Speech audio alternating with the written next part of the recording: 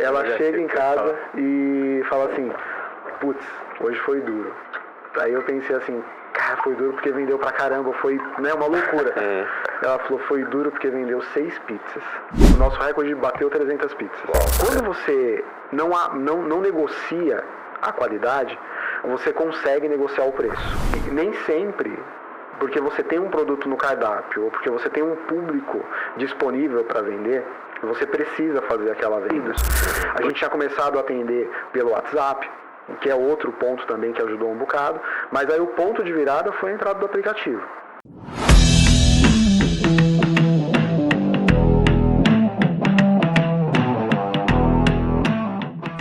Olá, sejam todos muito bem-vindos ao nosso podcast Delivery do Zero ao Sucesso. E chegamos ao episódio número 57, pessoal. E como sempre, quem senta nessa mesa conta a sua história de sucesso, do zero ao sucesso. E toda pizzaria vende pizza, mas algumas conseguem fazer o cliente lembrar da experiência muito depois da última fatia. Hoje vamos conhecer a história da Motirô Pizzas e entender como uma marca consegue transformar cuidado, criatividade, identidade em algo que vai muito além do produto. Meu amigo Adriano e Caian, sejam muito bem-vindos ao nosso podcast. É um prazer enorme bater um papo com você nessa mesa que a gente tanto gosta de bater papo e conversar com pessoas que têm essa experiência enorme no delivery. Poxa, muito obrigado pelo convite, obrigado por ter chamado aí a nossa família para vir aqui bater um papo, conversar um pouco sobre pizza, sobre delivery, sobre vida. Tamo aí. Muito obrigado pelo convite. Estamos um pouco nervoso aqui, né? Mas vamos lá. Estamos sentados numa mesa, tomando água, porque é o que pode nesse exato momento. Exatamente. Mas poderia ser qualquer coisa, é um bate-papo de bar isso daqui. Então, Boa. Fique tranquilo. Caian também seja Legal, muito bem-vindo. Muito obrigado, viu, pela recepção, pelo convite. E vamos embora. Vamos nessa. Isso aí, legal, cara. Bom, como sempre, antes de a gente começar a falar de delivery, pizzaria, que é um ramo que eu também amo bastante, estou há 11 anos nesse mercado e vocês também, todo mundo que senta nessa mesa ama esse mercado. Eu gostaria que vocês falassem um pouco de vocês, porque antes de a gente conhecer o empresário, a empresa, a gente quer saber quem está por trás, quem é a pessoa. Então, onde nasceu, o que fazia antes de abrir a pizzaria, enfim. Fale um pouco de vocês, por gentileza. Ah, bacana. Eu vou começar aqui, aí a gente faça um bate-bola ali com o Caian. Nasceu aonde, enfim. Legal. Bom, a gente... Filho de quem? A gente é do ABC, então quem é do ABC sabe que a gente tem uma dificuldade, assim como acontece com muitas cidades do interior, né, de São Paulo. O ABC, por mais que seja uma cidade metropolitana, tem muito dessa característica. Quem nasce lá dificilmente sai de lá, né? Então a gente tem um apego muito grande com a cidade, somos nascidos lá, os dois, né? Somos nascidos em Santo André, São Bernardo, criados lá. O Caian é meu filho. E a gente, antes da pizzaria, né, a gente trabalhou com um monte de coisas, né? Então a gente fez um monte de trabalhos, trabalha desde muito cedo, mas sempre lidando muito com o público, né? Então a nossa raiz, o nosso dia a dia sempre foi muito voltado para isso. E é engraçado que quando a gente fala de trabalho antes da pizzaria, né, o Caian não teve essa experiência antes da pizzaria, porque quando a gente começou a Motirô, o Caian tinha 13 anos, né? Então a gente está falando aí de uma década de trabalho, mas a gente sempre trabalhou com atendimento ao cliente. Quando a gente passa a trabalhar com atendimento ao cliente, as coisas elas fluem de uma maneira um pouco diferente quando a gente olha para um negócio, uma oportunidade de outro tipo de trabalho, de empreender. Então, acho que falando um pouco de antes da pizzaria, eu acho que é mais ou menos nessa linha. Então, a gente é do ABC, a gente sempre trabalhou e é acostumado a trabalhar com atendimento ao cliente. Eu acho que isso é um grande diferencial para a gente. Que top. Mas quando você fala que você trabalhou com atendimento, o que você chegou a fazer? Poxa, antes... Você tinha empresa, não? Trabalhava... Era funcionário? O que você fazia? CLT sempre, né? Tá. Então, antes da pizzaria, eu comecei minha carreira no McDonald's. Então, ali foi uma base super bacana, uma mega escola. E aí entra as coincidências da vida, né? O Caian também, primeiro emprego. Primeiro CLT, né? Foi no McDonald's também, meio que segui os passos aí do meu pai. E realmente, foi lá aprendi muito. Aprendi muito, atendimento ao público 100% também, né? E, cara, vou falar um negócio que pra mim é até curioso. Mas eu sou da década de 80 E quando eu tinha lá meus 14 anos, eu via as pessoas entregando currículo para trabalhar no McDonald's, 14, 15 anos. E eu tinha vontade de trabalhar no McDonald's, principalmente porque durante as refeições você podia comer Big Mac. Exatamente. Né? Então, acho que você é dessa época também, você é de 80 mais ou menos aí? Só ali, 80, 82. Então, sou 83. E aí eu falava, cara, que animal. E assim, eu acho com certeza uma bela de uma escola o McDonald's, porque processo, cultura, maneira de trabalhar, cara, é uma orquestra ali, né? Então, eu achava bastante bacana. E uma pena que eu não trabalhei lá, mas eu tinha essa vontade de ir quando eu era moleque aí. E você trabalhou lá também quanto tempo? Eu trabalhei lá bem menos que você, né? Questão de tempo. Eu trabalhei lá 7 meses só. E comecei como part-timer, né? Era um período mais curto no horário de trabalho, mas fazendo de tudo. E aí minha gerente na época, ela falou, pô, Caio, você se comunica bem, vai pro atendimento, fica ali no caixa, né? E aí fiquei lá 6 meses, 7 meses, e aí... Foi suficiente pro estágio. Foi suficiente, E você, Adriano, quanto tempo trabalhou lá? Lá eu trabalhei 2 anos. E também muito jovem, né? A gente tem sempre uma expectativa bastante alta, mas o tempo que eu fiquei lá, eu acho que talvez tenha sido o lugar onde me deu a maior base profissional, né? Eu acho que você citou pontos que são extremamente importantes. Então, tanto a parte de processos, que é muito forte. Então, você fritar uma batata, você tem o tempo certo, a temperatura do óleo, a temperatura da batata ao entrar no óleo. Então, tudo isso é medido e é seguido. E, além disso, você também entende muito, e lá talvez tenha sido o lugar onde eu mais percebi isso, né? Que a importância do trabalho em equipe, ela é fundamental. Então, numa estrutura daquele tamanho, num nível de padronização daquele, se você não tem uma orquestração, você não tem um trabalho em equipe, fica muito difícil conseguir atender o volume que que você espera de um estabelecimento desse. E tudo isso serve de bagagem, né? Quando a gente olha para trás, eu olho para hoje e falo, putz, isso daqui é importante para o que a gente também tem, para o que a gente também faz hoje. E aí segue a vida, né? Depois disso, eu trabalhei por mais de 18 anos na área de atendimento ao cliente, telemarketing, vendas, recuperação de crédito, também muito voltado ao contato com o cliente, muito em grandes empresas de telecom. E isso também trouxe uma outra bagagem, né? Que é a necessidade da gente conseguir não só atender a expectativa da pessoa que está do outro lado da linha, no meu caso, quando eu trabalhava com a parte de atendimento ao cliente, mas de conseguir surpreender, mesmo à distância, mesmo sem ter uma expressão facial para ajudar, a gente conseguir surpreender a pessoa que está do outro lado. Então, tudo isso hoje, eu acredito que seja fundamental para que a gente consiga fazer o que a gente faz na nossa estrutura, o que a gente faz no nosso negócio. Que top. E essa junção dessas duas experiências que você teve, eu acho que criou uma empresa muito, muito, muito diferente do mercado, porque você aprendeu praticamente processo, estrutura, cultura no McDonald's, e no telemarketing você aprendeu atendimento, resolução de conflito, enfim, várias coisas que o telemarketing ensina, né? Isso é uma bela de uma base, né? Não é fácil trabalhar com telemarketing, você sabe disso, né? Eu nunca trabalhei, mas eu conheço várias histórias sobre isso. É bem desafiador. É bem desafiador, mas te deixa também resiliente para você montar o teu negócio com mais conhecimento, mais estrutura e mais capacidade de tocar um negócio e fazer ele virar um sucesso, né? Exato. Eu acho que tem uma semelhança muito grande o que a gente faz hoje, porque a nossa estrutura, a gente vai falar um pouquinho mais para frente, mas a gente hoje tem 80%, em torno de 80% do que a gente faz hoje é por telefone, né? Então, ou por telefone, ou online, mas é à distância. Então, a gente precisa, e é fundamental para o cliente atual, a gente, mesmo estando à distância, conseguir criar um laço, né?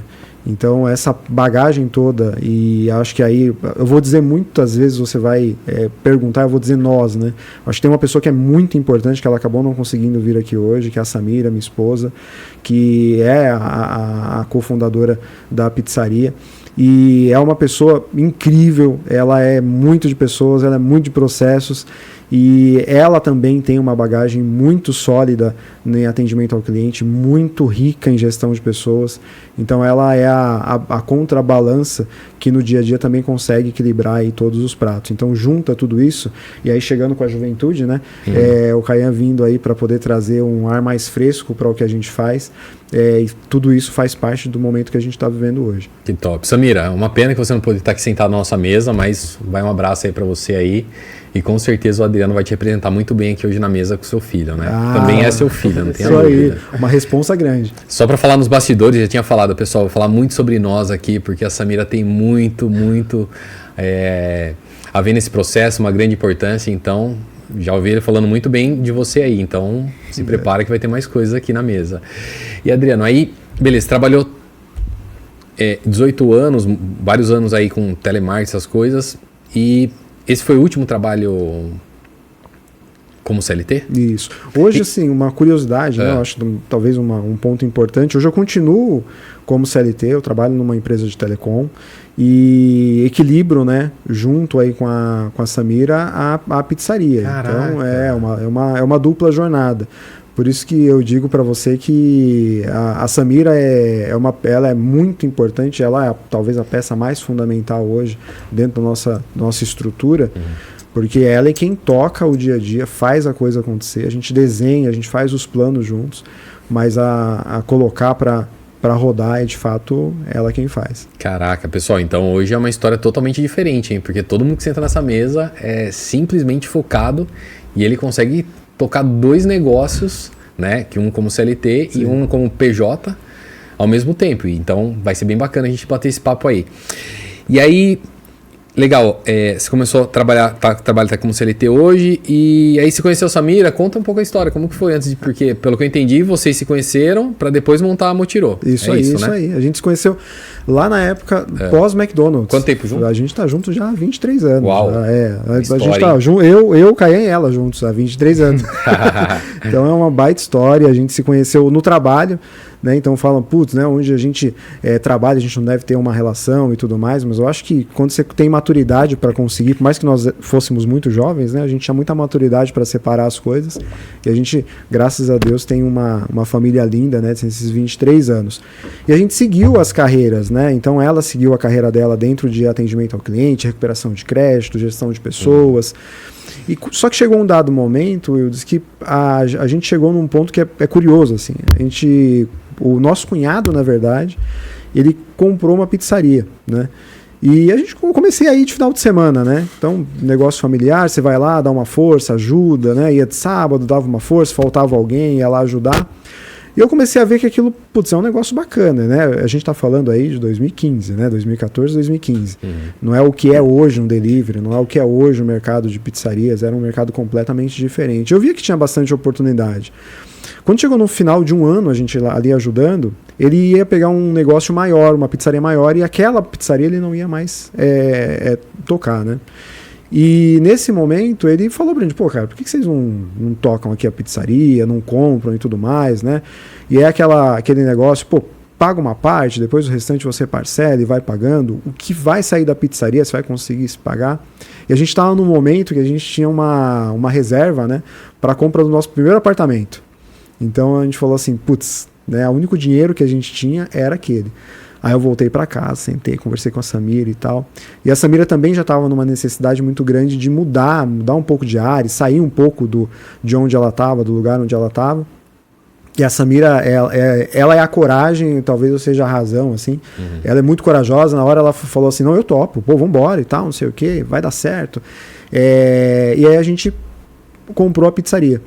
Quando a gente comprou a pizzaria, ela era uma outra coisa, né? Era outro negócio, era uma outra estrutura e ela tinha um outro nome também, né? Qual que era o nome? A gente fazia parte de um grupo de 3 pizzarias. Imagina que loucura, né? Você fala assim, pô, nunca trabalhei com esse negócio, vou entrar num grupo de 3 pizzarias, sendo que a nossa seria a menor, que era o grupo da Pizzaria Box, que era muito conhecida e ainda é na região do ABC, é uma pizzaria muito tradicional, ainda tem 2 unidades, só que eram 3. E aí a gente assumiu ali a 3ª unidade, que era a menor. Com aquele sangue nos olhos, com aquela esperança de que as coisas de fato iriam ser muito melhores. mas num momento que a pizzaria ela tinha um outro volume, uma outra estrutura, um outro modo de trabalho, né? Legal. E aí, quando vocês compraram, a Samira saiu do trabalho? A Samira, um mês depois, a gente pediu, conversou, né, combinou mais ou menos 1 mês e meio de transição. Quando findou a transição, então no dia 15 de janeiro de 2015 foi quando a gente assume a Motirô. E aí a Samira se desvincula, né, do trabalho dela anterior e entra ali de corpo e alma, assim como é até hoje. Então é o trabalho dela, é o trabalho principal e vendo o quanto ela entrega hoje, né? A gente vê que ela de fato tem uma veia empreendedora que estava ali escondidinha, né? Mas ela nasceu para isso, né? Ela é uma super empreendedora, toca o negócio com carinho, com paixão e com todo o cuidado que ela pode com todo mundo, com todos os funcionários, cuida de todo mundo. Então naquele momento é uma virada de chave. E eu acho que eu assisti a alguns episódios, né, e vi que muitas pessoas sentaram aqui e usaram o termo família, né, e pra gente isso nunca deixa de ser tão verdadeiro. Então a gente trabalha em família. Então a nossa família embarcou nessa aventura. O Caian era um girino, né? Tinha ali seus 13 anos. E também as decisões que a gente sempre toma em conjunto, né? E a gente sabia o quanto ia mudar a nossa vida em rotina, em entrega, porque quando você é CLT, você tem um horário para começar, um horário para terminar. Quando você é empreendedor, quando você tem o seu negócio, acabou folga, acabou o final de semana, né? Total. A gente precisa de uma organização muito maior para curtir os momentos. E isso envolve a família inteira, é uma decisão grande. Verdade.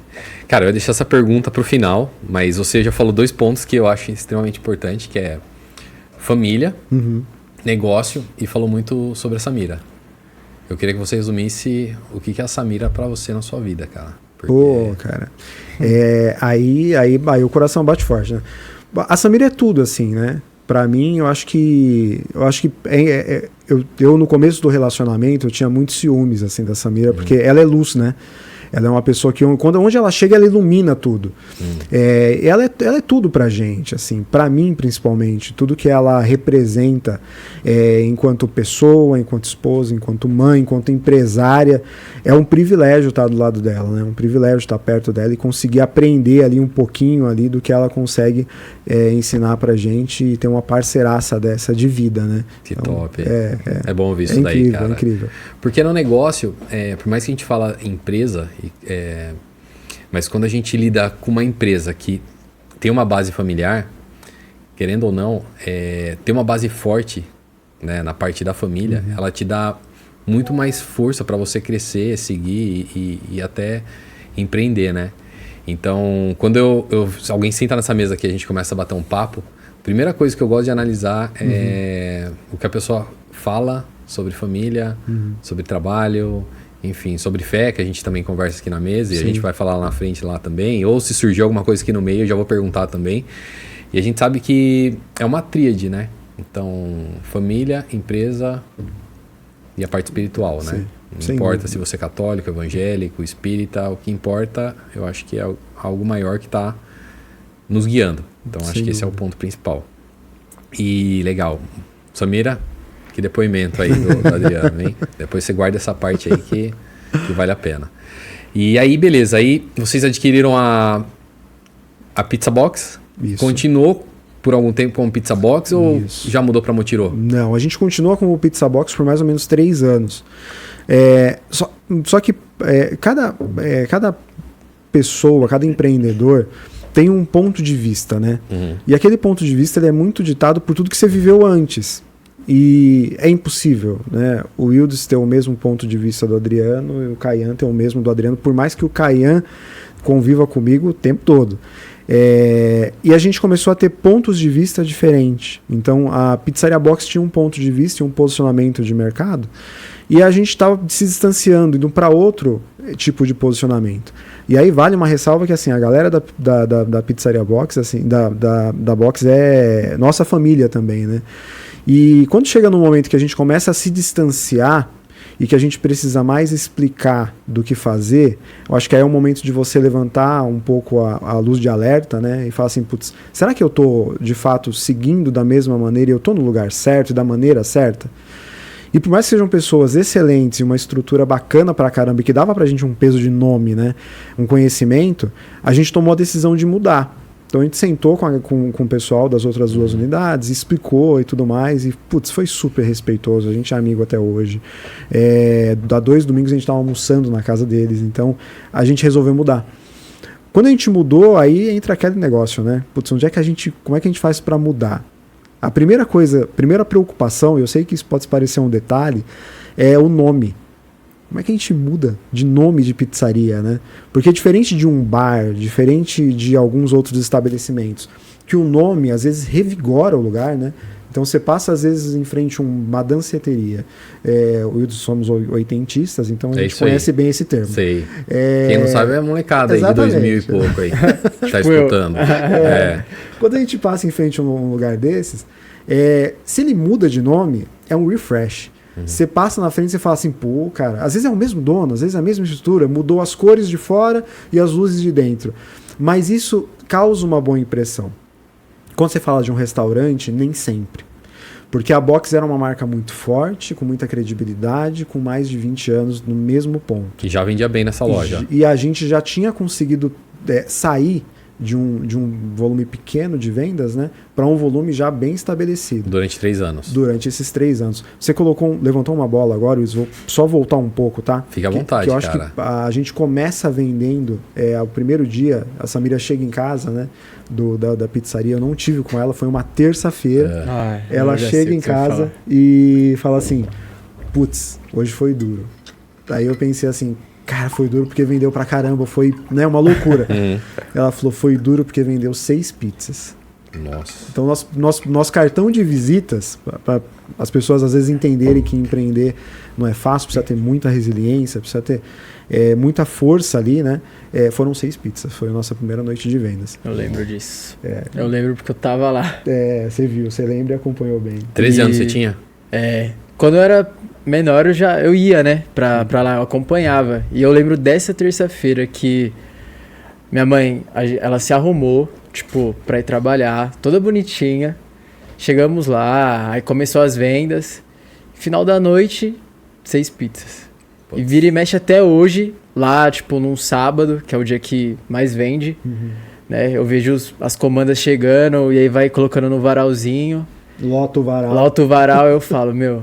Já, tipo, teve dia que vendeu só 6 pizzas. No começo de tudo. Putz. E é meio chocante, né? Na realidade. E aí, como foi pra você quando ela falou, vendeu 6? Não, a primeira coisa que a gente faz, estamos começando. É isso. A gente entrou no jogo agora, né? A gente precisa jogar. A gente tem um tempo aqui que a gente já tinha programado para recuperar, né? Para ter o nosso payback e vamos jogar. O negócio, a partida não terminou ainda, né? Primeiro minuto, vamos embora. E ele tocou num ponto que eu achei legal, que ele falou que tem um varal de pizza. Eu já vou perguntando, cara, que é um bate-papo, eu sou curioso pra cacete. E no dia de pico hoje, o maior dia de pico, quantas pizzas você já vendeu? O nosso recorde bateu 300 pizzas. Uau, legal. E é importante, assim, a gente fala de 300 pizzas, né? E a gente vai indo e voltando aqui no assunto, mas é importante frisar que com o dia de 300 pizzas, nós fizemos 210 pedidos. Foram 210 famílias que ligaram pra gente, entraram no nosso app, ou pediram pelo iFood, falando assim, eu confio na Motirô, traz o alimento aqui pra minha casa que eu vou celebrar com a minha família, ou eu vou comer sozinho, ou eu vou...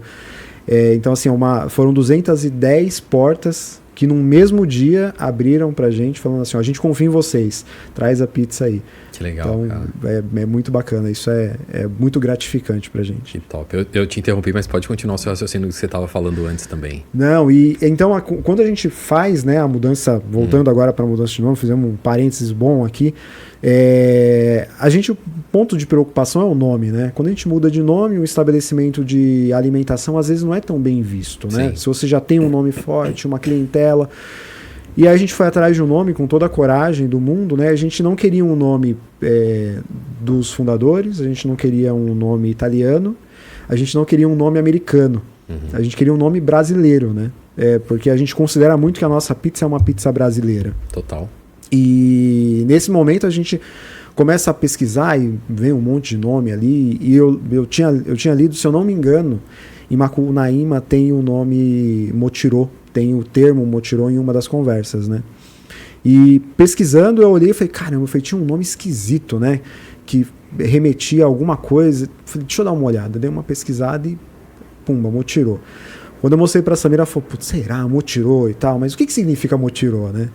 E motirô é uma palavra de origem tupi-guarani, que dela nasceu mutirão.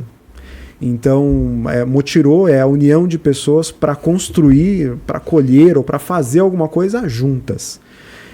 Eu falei, pô, tem tudo a ver, né? É o que a gente faz. Então, quando a gente fala de ter uma pizzaria, a gente tá lá na cozinha, tá o pessoal do balcão, estão os entregadores, todo mundo junto, fazendo uma pizza, né, preparando um alimento para levar para uma pessoa que muitas vezes vai fazer isso compartilhando com outras também, né? É um momento de celebração ali, é um momento importante. Então era uma palavra muito forte, uma palavra de origem, raiz, muito brasileira, por mais que a gente saiba que o brasileiro, né, ele tem muitas origens, o brasileiro é o mundo, mas essa tem parte com a nossa raiz, com a nossa terra. E aí, mais importante que isso, que aí é uma outra preocupação, Wildes, que às vezes os estabelecimentos não têm, os empreendedores não têm, que é de entender se aquele nome ele já existe, já está registrado. Verdade. Então a nossa primeira barreira a gente rompeu. Então assim, sentei, falei com a Sá, e aí, motirô, bora. Mas peraí, é INPI, né? Vamos dar uma olhada lá, se está registrado, se não está, como é que está esse nome. Wildes, entramos lá, o nome não tinha um registro. E daí a gente entrou não no nosso segmento, né? Tinha do segmento de roupa, tinha do segmento automotivo, mas não tinha de alimentação. A gente registrou o nome antes de divulgar. Então, antes de fazer placa, antes de fazer a adesivação, antes de fazer a identificação visual da primeira motirô, o nome já estava encaminhado e registrado. Cara, isso é fundamental. E eu acho que você já deve ter escutado, a gente escutou muitos casos de empresas, restaurantes que colocaram o nome e depois precisaram trocar o nome, né? Várias. E isso é muito ruim, assim, porque, como eu disse, né, há pouco tempo, diferente de alguns lugares onde mudar o nome causa um rejuvenescimento do local, mudar o nome no caso de um restaurante não é tão legal assim quando você tem um nome forte. Então aí foi um momento de virada de chave mesmo. Então a gente tem um primeiro momento onde a gente adquire a pizzaria com o nome Box, muito trabalho, muito suor, muita dedicação, muita mudança de processo, muito estabelecimento, e a gente vem para esse outro momento que talvez tenha sido uma virada de chave tão importante quanto o início. Porque é quando a gente rompe com o nome que era tradicional e muito forte e passa a ter um nome próprio. Ninguém nunca tinha escutado falar motirô, né? Então, para você ter uma ideia, a gente precisou ensinar para as pessoas a falar motirô.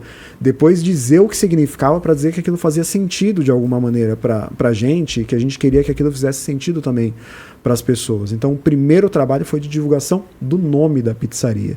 Então, acho que é um outro momento importantíssimo. E daí nasce a Motirô Pizzas, mais ou menos 4 anos depois. Então, nossa primeira divulgação, se eu não me engano, a gente tem muita vocação com 15. Então, foi dia 15 de janeiro de 2016. Uau, que legal. É uma história bacana e é legal saber de tudo isso. E, cara, analisando tudo isso que você falou, quando você mudou para Motirô, como que você fez essa comunicação e como que foi para o teu cliente? Teve barreira, não teve barreira? E se teve barreira, como que você conseguiu consertar? E se não teve, como que foi fluido? Quais foram as estratégias que você utilizou para mudar o nome? Bacana. Quando a gente decidiu mudar o nome, quando a gente vai fazer alguma mudança, isso é um ponto importante. A gente costuma colocar as etapas que vão construir aquela mudança, sabe? E a divulgação do nome era um ponto chave pra gente, porque a gente começou a analisar o que poderia causar de impacto uma troca de nome, e o primeiro é o desconhecimento. Então, primeiro a gente fez uma divulgação em redes sociais, junto com essa divulgação de redes sociais, em todas as pizzas, a gente colocava um cartão explicando que agora a gente era Motirô e que agora a gente mudou de nome porque a gente tinha mudado. E além disso, a gente fez um esquenta também, no meio do período, a gente fez uma caixa, que era uma caixa que ela tinha, metade dela era Motirô e metade dela era Box. Então, foi por um tempo essa caixa, o pessoal, uma caixa veio com defeito, o que aconteceu aí e tal, pensaram errado. Mas ela tinha metade Motirô e a gente já fazia, que a gente está mudando de roupa, a gente está mudando, um spoiler, que a gente está mudando de roupa. Então já foi esquentando o assunto. Quando mudou a bandeira no dia 15 de janeiro, a gente começou a fazer a divulgação em massa com panfletagem, que na época era um meio muito forte, principalmente nas pizzas, a gente comunicava os clientes. Só que aí, Wilton, tem um ponto que é muito relevante quando a gente fala de negócios locais, a gente tem um baita orgulho de ser um negócio local. Isso é bom e é ruim, né? Todo remédio, dependendo da dose, pode virar veneno. É isso. Mas tem um livro que é o Mito do Empreendedor, que é muito bacana. Acho que todo empreendedor deveria ler. Vou dar um spoiler só do primeiro capítulo. Isso daqui, se você ler a contracapa, você vai conseguir encontrar lá também. Mas o erro do empreendedor é confundir o estabelecimento com ele próprio. Então, antigamente, né, e de novo, remetendo aí aos anos 80 e anos 90, você tinha a mercearia do seu Joaquim, você tinha a farmácia do seu João, você tinha a barbearia do Borges. Então, sempre tudo muito associado ao nome do dono, né? Isso, hoje em dia, quando você fala em escala, é muito difícil administrar uma situação assim, né? Porque você imagina se o McDonald's fosse linkado somente aos dois fundadores, aos dois irmãos. Seria impossível, naquele momento de turnaround que eles fizeram, naquele momento de virada deles, eles conseguirem expandir como eles expandiram, né? Então a marca McDonald's estava associada a Arcos Dourados, estava associada ali a uma bandeira. Só que isso favorece em determinado momento, nesse momento de mudança de bandeira, favoreceu a gente. Porque as pessoas conheciam a Samira e o Adriano. E quando a gente comunicou que a gente estava mudando de camiseta, que a gente estava mudando de logomarca, que a gente estava mudando de nome, que a gente passava a ser Motirô, embaixo estava escrito, mas fica tranquilo, a Samira e o Adriano continuam por aqui. Então isso deu pra gente muita credibilidade nessa mudança. E se eu disser pra você que a gente teve uma ruptura e que foi algo muito danoso do ponto de vista de faturamento, de volume de venda e tudo mais, eu posso te responder com segurança que não. Foi um momento muito tranquilo. Nos bastidores, a gente tremia todos os dias, né? Porque falava assim, cara, e agora? A gente vai mudar de nome e tudo mais. Só que esses fatores ajudaram muito a gente. Fazer uma comunicação preliminar, no momento em que você muda, fazer uma comunicação massiva e ter esse lastro muito forte com a Samira e comigo, que a gente era a cara da pizzaria e estava sempre no balcão, ajudou um bocado. Que top. Cara, a estratégia que você utilizou é muito diferente das outras que eu vi. Porque você mandou uma carta para cada pizza que sair, então esse é um ponto totalmente diferencial. O segundo, que eu nunca ouvi ninguém falar, você na caixa fez metade da caixa uma bandeira, metade da caixa outra, né? Outra marca, né? Bandeira, marca, enfim. Então isso já, querendo ou não, já vai introduzindo essa montagem. E o terceiro, você deixou muito claro que, apesar de mudar o nome, a estrutura, a cultura continuava o mesmo, porque os proprietários são os mesmos, na verdade. Então foi uma passagem de bastão muito, muito, muito fluida. E, pessoal, se você que está assistindo aí pretende mudar de nome, essa estratégia é a mais perfeita que eu já ouvi, com certeza. Obrigado. Então, cara, é surreal. E, pô, legal. Adriano, e você falou que quando você comprou a pizzaria, teve dia que vendeu 6 pizzas, enfim, o processo era um e vocês implementaram o outro.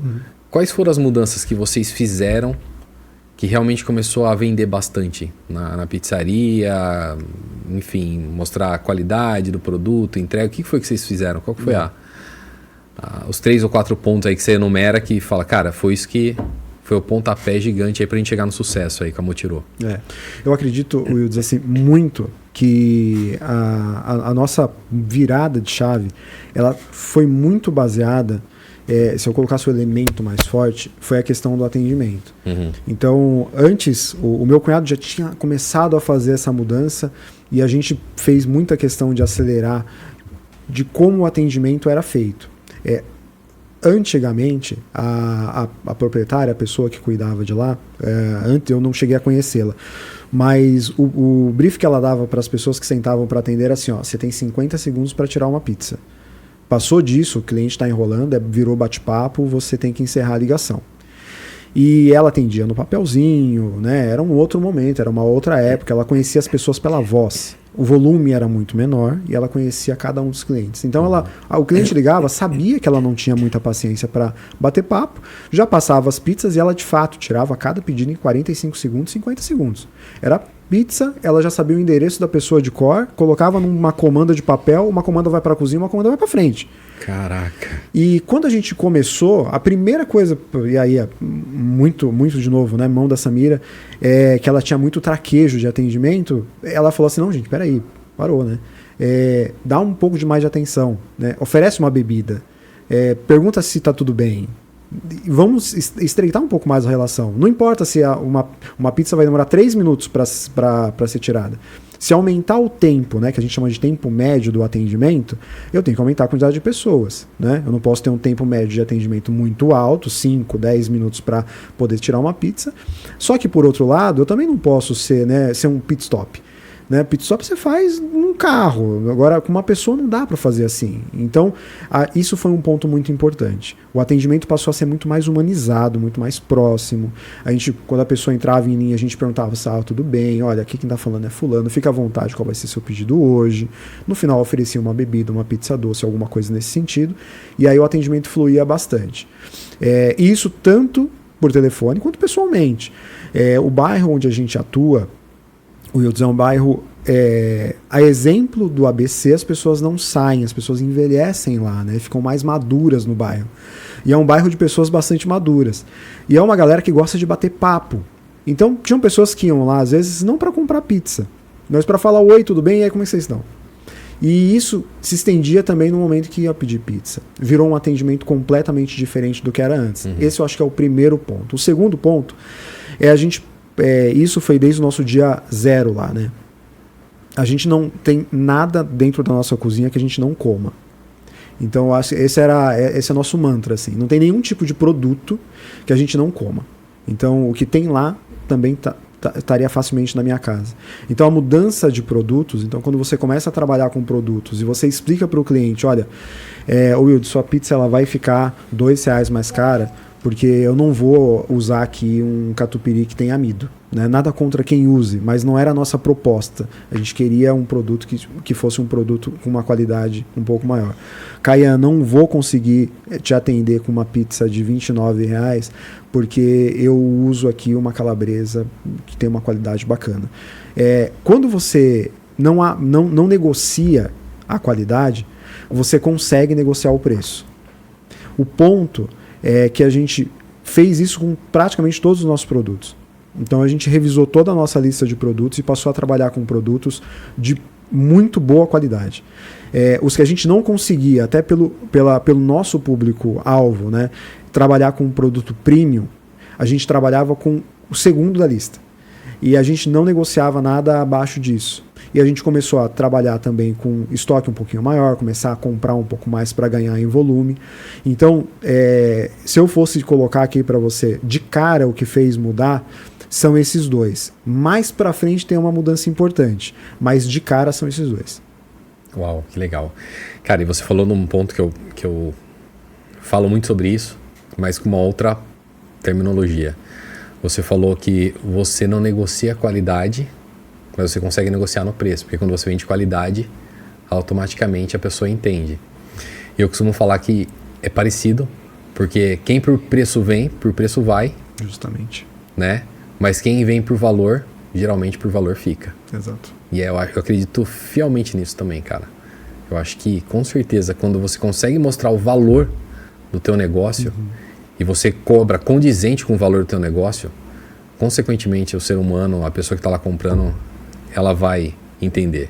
E se não entendeu, é porque talvez ela não seja o perfil de cliente que você esteja buscando. Esse ponto, eu acho que a gente precisa explorar mais, principalmente nos negócios locais, né?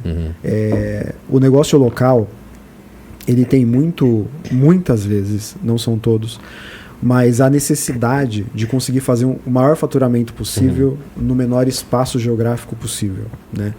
E quando você faz isso, você acaba querendo abraçar o mundo todo. E aí você acaba querendo atender todo o público, né? E é engraçado, tem um marqueteiro de plantão que ele não se ofende em ser chamado assim, que é o João Branco, que ele foi diretor de marketing do McDonald's, né? E ele quem trouxe aquele nome Mac. E a história do McFish é importantíssima. O McFish, ele parou de ser vendido, né? Então hoje ele é vendido de forma sazonal. Ele parou de ser vendido no momento que houve uma avaliação dos processos. O McFish era o produto menos vendido do catálogo, né, entre os sanduíches.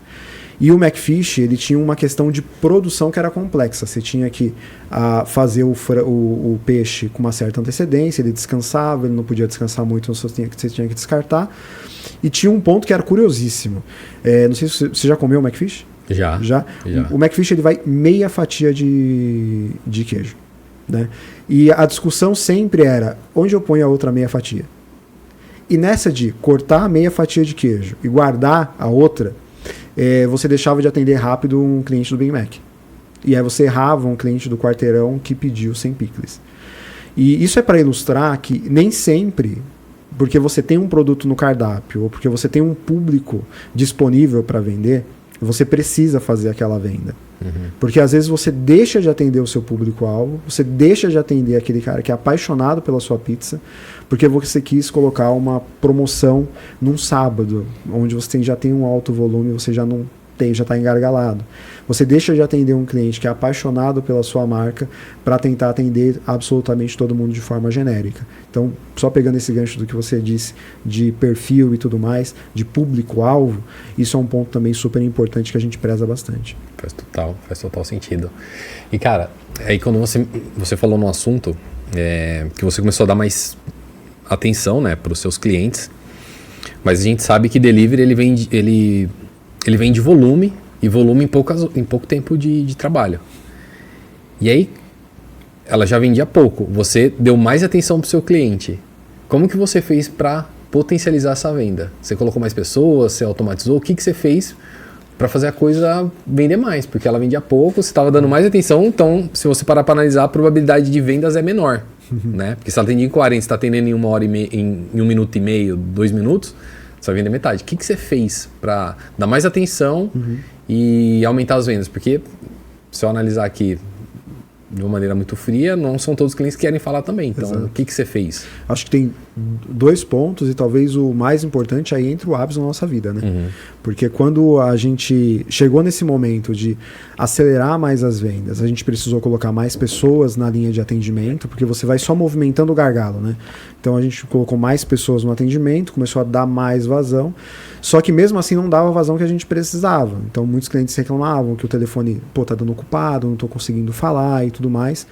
E desses 2 elementos, o primeiro foi fundamental, foi quando você entrou aí na nossa trajetória oferecendo a solução do aplicativo. Então, na época que a gente começou contigo, acho que você devia ter mais ou menos 1 ano por aí de aplicativo, de empresa, de aplicativo no mercado.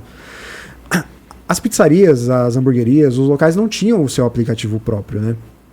E você, na época, disse pra gente, olha, se eu fosse vocês, faria, porque isso é o futuro, né? Daqui pra frente, todo estabelecimento vai precisar ter, né? Veja a vantagem de você ter um cardápio digital e tudo mais. Então, a gente foi nessa onda e a gente sempre foi muito de seguir, né? Um pouco antes a gente tinha colocado um sistema operacional que não tinha, isso ajudava na agilidade dos pedidos. A gente tinha começado a atender pelo WhatsApp, que é outro ponto também que ajudou um bocado, mas aí o ponto de virada foi a entrada do aplicativo. Que legal. Quando entra o aplicativo, a primeira coisa que a gente faz é tirar o nosso programa de recompensas, que antes era um selo na caixa, e a gente traz ele para o aplicativo. Então a gente comunicou, de novo, comunicação. A gente comunicou todos os nossos clientes, dizendo o seguinte, olha, se você tem o selinho em casa, né, não importa quanto você tem, vem cá que eu vou te dar a sua pizza. Se você tiver um selinho, a gente vai zerar, mas traz aqui que eu vou te pagar o seu prêmio, né?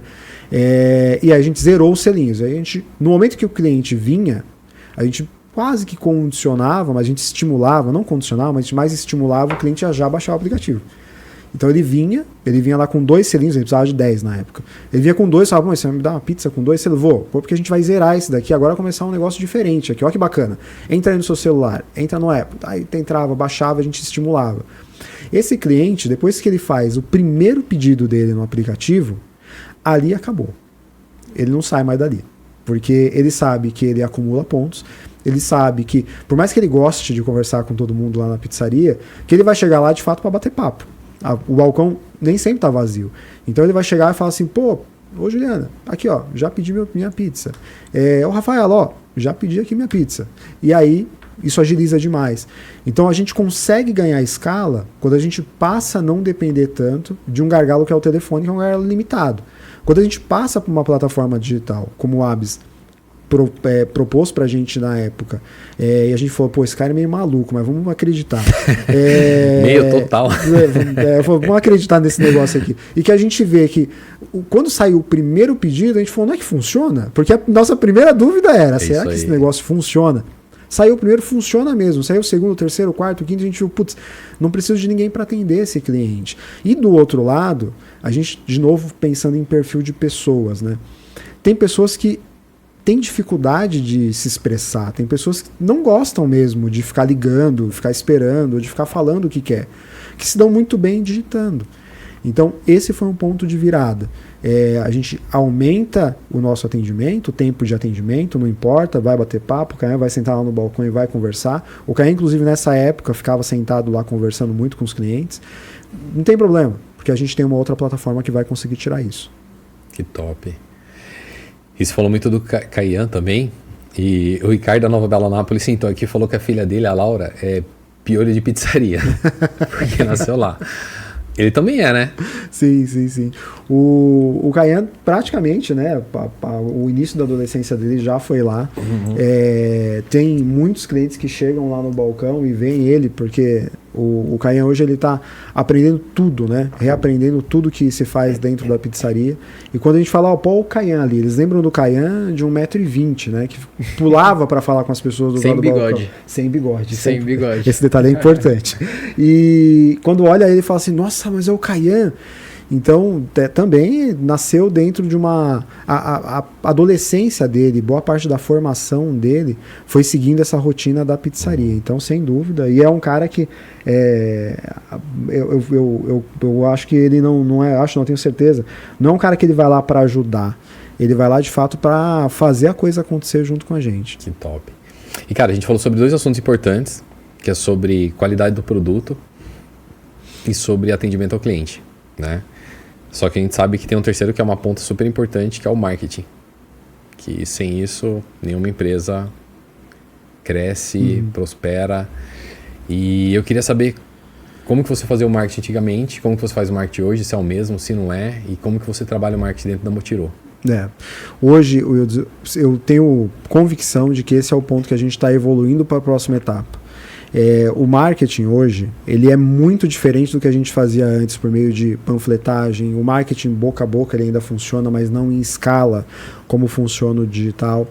E quando a gente passa para esse marketing mais de redes sociais, onde a gente vê cada vez mais o fundador ali aparecendo, né? A cara do fundador aparecendo nos stories, então até assusta um pouco a gente. O fato da gente não ter essa familiaridade de ir para as câmeras, de se comunicar direto com a galera por meio de uma tela, assusta um pouco e faz a gente acabou tendo até uma certa letargia nesse sentido. Mas percebe uma coisa que a gente estava falando aqui nos bastidores antes. A mesa que a gente fez de discussão, né, há 3 semanas, ela foi muito importante, aquela união de grandes empresários, de grandes pizzarias, de grandes estabelecimentos, trouxe para a gente uma empresa de marketing ali que de fato tem uma proposta diferente. E a gente está num momento diferente, onde a gente quer passar a fazer o nosso marketing fortalecendo a nossa marca, fortalecendo o que a gente tem de mais valioso. Quando a gente faz uma análise do nosso negócio hoje, tem uma coisa que é muito difícil, que é você conseguir ter uma boa avaliação do seu público. Então, ter uma boa avaliação faz muito parte do marketing. Quando você vai procurar uma empresa para comprar qualquer coisa, né? Hoje muda um pouco, o pessoal mais jovem vai no TikTok, pergunta para o ChatGPT, mas a maioria das pessoas ainda vai no Google. Então ter uma nota lá faz parte desse trabalho de marketing, é algo que a gente valoriza bastante. A gente está entre as 5 pizzarias do nosso raio de atuação com melhor nota. Então a nossa nota no Google ela é muito alta, ela é muito boa e a gente faz questão ali de responder todo mundo. Então 100% dos nossos comentários são respondidos, a gente entra, já responde, porque é uma forma de fazer marketing. Mas a gente precisa ir para esse próximo passo. E o encontro que a gente teve há 3 semanas abriu a gente um outro leque, um outro horizonte, onde a gente precisa profissionalizar o marketing, mas não com qualquer empresa, com uma empresa que tem uma visão muito alinhada com o que a gente tem de objetivo para o negócio, de fortalecimento de marca. Mas hoje é indiscutível que a gente precisa estar presente, a gente precisa estar onde as pessoas estão. E hoje as pessoas estão nas redes sociais o tempo todo, olhando, assistindo. Isso é fundamental. Concordo. E pessoal, só para complementar o que o Adriano está falando aqui, há mais ou menos umas 3 semanas atrás a gente reuniu alguns empresários de delivery do ABC. E a gente fez uma rodada de conhecimento, troca de informação e foi muito, muito, muito enriquecedor mesmo para o segmento, onde a gente deu alguns insights, algumas ideias e no final a gente deixou eles trocarem ideias e, cara, falamos sobre diversos assuntos e realmente isso abre muito a mente quando empresário fala com empresário, né? Então isso é muito bacana. E falando sobre marketing também, que também faz parte desse jogo, eu queria saber qual a estratégia de promoção que você utiliza, se você faz, se você não faz, se na semana você faz uma condição diferente, como que você faz para captar esse cliente e manter ele ativo e respirando no seu ecossistema de venda do seu delivery aí? Acho que a gente tem que dividir esse papo talvez em duas frentes, tá? Acho que a gente tem hoje um grupo de clientes que a gente pode dizer que são clientes da Motirô. Né? São clientes que pedem pelo aplicativo, ou pedem pelo telefone, ou chamam a gente no WhatsApp para poder bater um papo. Para esse grupo de clientes, a gente consegue privilegiar, porque a gente tem uma margem maior, a gente consegue trabalhar mais promoções, então a gente tem um cardápio de promoções e que de tempos em tempos a gente vai mudando um pouquinho. Mas as promoções são de terça, quarta, quinta e domingo. Cada dia tem uma promoção diferente. Seja a promoção, que é a promoção de você ter um valor diferente do cardápio, então a gente de terça-feira tem 50 sabores num valor reduzido, no valor básico de cardápio. Se chegar na quarta-feira, você tem ali a borda, uma borda recheada grátis, na quinta-feira você tem um refrigerante, no domingo você tem um doce que você envia, então tem algumas coisas que a gente faz para esse grupo de clientes que estão ali dentro desse conjunto de pessoas, né, que são clientes da Motirô. Quando a gente olha e vê a outra ponta desse negócio, aí a gente entra naquela zona mais vermelha, que é o dos aplicativos, que é o do food service. Que cobra comissão sobre as vendas. Que aí é onde você está cobrando, você tem ali as comissões sobre as vendas, então ali o ambiente ele é diferente. Porque ali o algoritmo dos aplicativos, cada vez mais refinados, eles precisam ser estimulados de uma maneira diferente. Então, muito diferente das promoções que eu uso para poder estimular o cliente da minha base, aqui eu estou em outro ambiente, né? Então eu estou numa prateleira e ali eu preciso chamar a atenção, antes de chamar a atenção do cliente, eu preciso chamar a atenção do algoritmo. Então isso é o desafio e você acaba precisando seguir uma tendência. Porque se você não segue essa tendência, e a gente já tentou lutar contra ela, tá? Você acaba ficando muito fora do jogo. Eu acho que até um pouco, eu penso um pouco diferente do que outros donos de restaurantes que eu já conversei. Eu não encaro o food service como um inimigo. Eu encaro ele como um campo de captação, né? Então, a exemplo do que a gente tem num shopping center, quando você vai na praça de alimentação, você não está indo ali num restaurante específico. Você vai, você olha ao redor, escolhe um e vai e come. Só que, às vezes, você vai ter uma experiência tão bacana que a segunda vez que você vai naquele shopping center, você vai na praça de alimentação e você lembra daquele lugar. Pode ser que você não tome a decisão de comer lá, mas você lembrou. E quando você vai num lugar onde você não tem onde você tem essa mesma opção, você vai repetir a sua experiência. Então, o mercado hoje, lutar contra o mercado é um negócio muito perigoso, assim, né? Então, a gente procura seguir e usar os food services para poder captar e para poder trazer clientes para dentro do nosso ambiente, para dentro da nossa carteira mesmo, fiel ali, que a gente sabe que são clientes da Motirô. Um termômetro para a gente importantíssimo para isso é quando a gente consegue que o cliente faça o primeiro pedido dele no nosso aplicativo. Quando ele experimenta isso, aí a gente sabe que esse cara aqui está com o aplicativo instalado, ele já experimentou e sabe como é. Que top. Com certeza, seguir a tendência, né? Eu costumo falar que quem é da década de 80 lembra disso. Quando a gente ia no restaurante, ia pagar no cartão de crédito, o cara perguntava, é Master ou é Visa? E uma parte aceitava Master e outro restaurante aceitava Visa. Ninguém aceitava Master e Visa. Não sei se você lembra dessa época. Eu lembro dessa época. Eu falava, cara, não é possível. Um só aceita Master, outro só aceita Visa. E depois os caras perceberam que tinha que ter todas as bandeiras. E a mesma coisa no delivery, cara. Ele tem que estar em todos os canais de vendas possíveis e imagináveis. Então, com certeza, lógico, trabalhando de maneira estratégica. Exato. Então, acho que isso é um ponto importante. E todas as promoções que você tem, igual você falou, que você tem terça num preço, quarta na outra, quinta e domingo, cada um tem um tipo de promoção no dia e todas têm um lucro que você almeja. Não tem nenhuma que você trabalha vamos falar, não tendo prejuízo, mas pagando todos os custos com uma ação mais agressiva, por exemplo. Eu acredito que a promoção de terça-feira é a nossa promoção mais agressiva, mas eu acho que a gente precisa sempre pensar que um dia que você é mais agressivo na sua promoção, você também consegue, por mais que você não atinja a margem que você espera, você consegue amortizar os outros custos fixos, né? Então, esse cálculo ele precisa ser muito bem pensado, porque senão se você pensa só na margem, você acaba não conseguindo captar clientes novos durante a semana. E daí, quando chega no final de semana, você tem dificuldade de tracionar aquilo que você precisa para a estrutura que você criou. Então, nem sempre a margem do que você está acostumado, margem média do seu produto, é o que você precisa atingir todos os dias. Você só precisa entender que a amortização do seu custo fixo, ela é importante, mas não pode ser o seu principal objetivo, porque você não chega no final do mês, você não acabou sua margem, você não divulga, você não tem ali o lucro dos sócios e você segue no zero.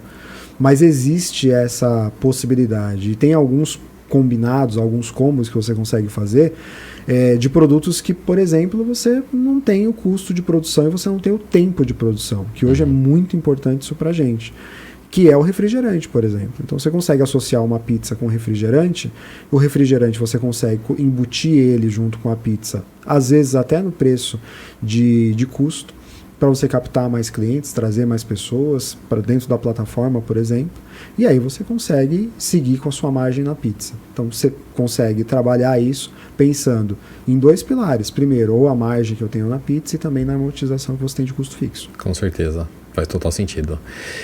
E Adriano, você trabalha preço cheio sexta e sábado, por exemplo, e consequentemente um lucro muito maior, né? Exato. E aí, cara, tem uma outra coisa que eu gostaria de saber de você, porque você tem dupla jornada. Exato. Que horas que você entra para ajudar a Samira? E o que te faz, na verdade, manter a CLT ainda com um delivery que tem sucesso há 11 anos, que tem uma saúde financeira muito boa e deixa nada tocar? Como que é isso para você? Você sai do trabalho e vai lá? Como que você consegue administrar o seu tempo? Você trabalha, respira 12, 14, 16 horas por dia, trabalha? Como que funciona, cara? Essa batida de trabalhar, longas jornadas de trabalhar é muito parte do que me motiva, muito parte do que me satisfaz enquanto pessoa, enquanto profissional, né? Hoje eu tenho uma jornada que é uma jornada completa, né? Então trabalho ali das 9 às 18, às vezes um pouquinho mais. Eu tenho uma jornada flexível hoje no meu trabalho que possibilita também, caso tenha algum compromisso, alguma coisa, ajustar essa jornada. E eu saio da pizzaria e eu ajudo muito mais na parte estratégica, na parte de custos, na parte financeira, na organização. E indo para a pizzaria, eu troco de turno com a Sá. Porque a gente tem um meninão em casa, né? A gente tem o Telzão, o irmão mais novo aqui do Tato, que ele tem uma necessidade especial. Então a gente precisa sempre ter alguém cuidando dele. E a Sá, a paixão dela é a Motirô, né? Então a gente troca de bastão. Então eu vou para casa, daí eu cuido do Theo, faço a parte ali mais administrativa, a parte mais de marketing, mais de estratégia. E aí quando ela volta a gente discute bastante disso, e aí no final de semana aí eu consigo ajudar mais, consigo ir mais para pizzaria, consigo dar uma força maior. Mas hoje a divisão ela é muito mais nesse sentido, viu? Eu tenho uma carga seletista e eu tenho também uma parte que é a parte mais estratégia. Aí a pergunta que você fez é a pergunta que me fazem com uma certa frequência, né? Por que você, abre uma outra unidade, né? Expande a unidade que você está hoje e tudo mais. Mas tem, eu acho, 2 fatores assim, importantíssimos para poder te dar essa resposta. Primeiro que o que eu faço, eu sou muito apaixonado no que eu faço hoje como CLT. Não é algo que eu faço com peso. Né? Eu gosto muito do que eu faço. Trabalhar com telecom é um negócio que é tecnologia, e a parte que eu trabalho que tem muita relação com o cliente, muito com a experiência do cliente, é um negócio que me ajuda a expandir o horizonte, me ajuda muito a trabalhar de uma maneira diferente, até mesmo na pizzaria, né? E outro ponto é que hoje a gente ainda não sentiu a necessidade de sair e tocar a pizzaria. Então dá para tocar as duas coisas, só precisa ter a responsabilidade mesmo, né, de saber que você tem 2 coisas muito importantes, né? Nenhuma delas pode se prejudicar ali, né? E aí administrar o tempo é fundamental. E aí a gente falou aqui da parte de como administro o tempo para tudo isso, mas fora isso ainda tem a minha família, né? Então eu preciso estar com eles, e o tempo que eu estou com eles 100%, sem pensar em outra coisa, porque aí a gente consegue tocar bem. Sim, eu acho que você tem uma vantagem que é o Caian, né? Isso aí. Que querendo ou não ajuda na sociedade a tocar o negócio. Exato. O Caian tá lá praticamente todos os dias, então dá muita tranquilidade para a Samira, para mim também. E acho que é o frescor que a gente precisava no negócio. Precisava de alguém jovem, precisava de alguém com a cabeça diferente, precisava de alguém que viesse mesmo com coisas novas para a gente poder fazer e implementar. Top, legal. Pessoal, chegou o nosso momento da nossa bag confidencial. Como sempre, a gente pede para a pessoa que vem aqui bater um papo, trazer algo especial aqui. E eles trouxeram. Ele só pediu para pôr aqui na bag, eu nem perguntei o que era, agora que eu vou tirar e quero que eles expliquem a importância disso na vida deles. Bacana. Bom, acho que é um conjuntinho, né? Então, por favor, a gente tem uma dupla função esse daqui, tá, Wilson? Primeiro que essa é a nossa nova marca, né? Então aqui é o rebranding que a gente fez recentemente da marca, é o nosso novo posicionamento. A gente tinha um posicionamento muito mais minimalista, algo muito mais